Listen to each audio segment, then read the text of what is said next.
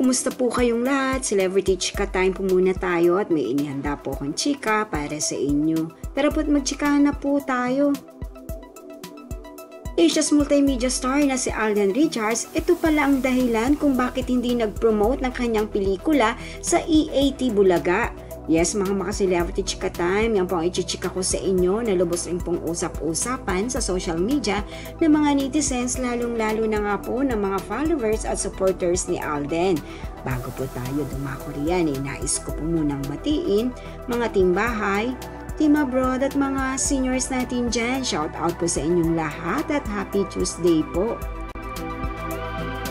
Kaliwat kanan na nga po ang pag-guest ni Alden sa iba't ibang noontime show at iba't ibang channel at naging kapansin-pansin nga po na hindi po ito nag-guest o nagpo-promote ng kanyang pelikula sa EAT Bulaga.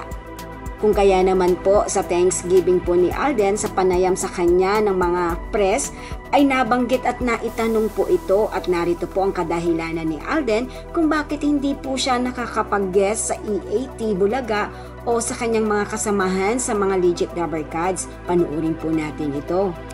Ito yung EAT sa TV5, hinahanap ka, pero yung sa Itbulaga talaga sa GMA, na parang, ang sabi doon nila, parang mga friends mo naman yung mga host doon. Opo naman. Bakit hindi ka raw mag-promote doon? Hindi, yun nga po, parang yun nga rin po yung sinabi ko before, bago pa lang po nangyari yung sa Itbulaga na paglipat sa TV5, diba na?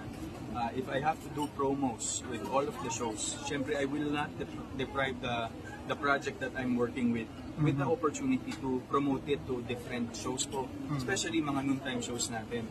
Pero right now po kasi parang wala pong schedule na napag-agrihan regarding sa guesting. Kasi ang gusto nga po is dalawa po kami ni Miss Sharon lagi na mag-guest. Doon nga din po sa TV5. Given na po yun. Hindi ka na po.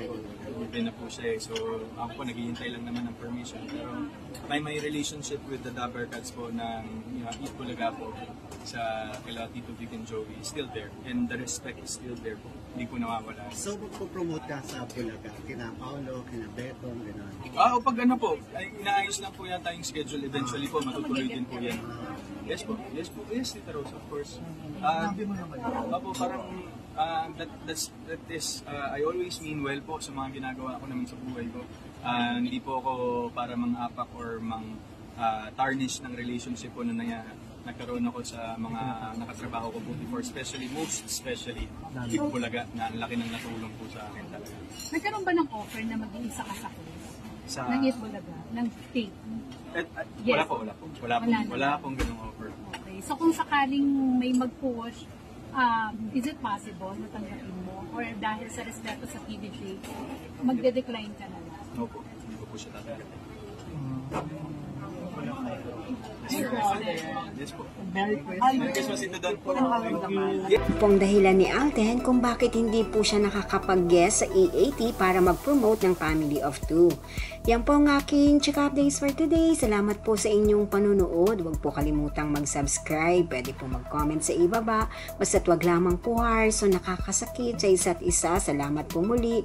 Spread love, not hate.